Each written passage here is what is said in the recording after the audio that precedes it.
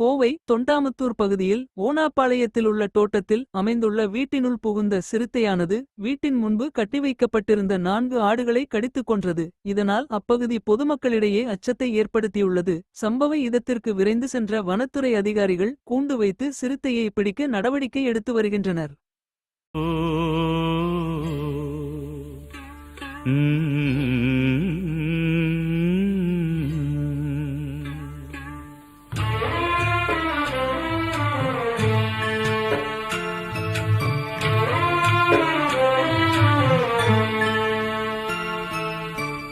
ஒத்தையடி பாதையில ஒரு சனம் தூங்கையில ஒத்தையா போகுதம்மா என்னோட உசுறு உசுறு வெத்தல போல் வாடுதம்மா என்னோட மனசு.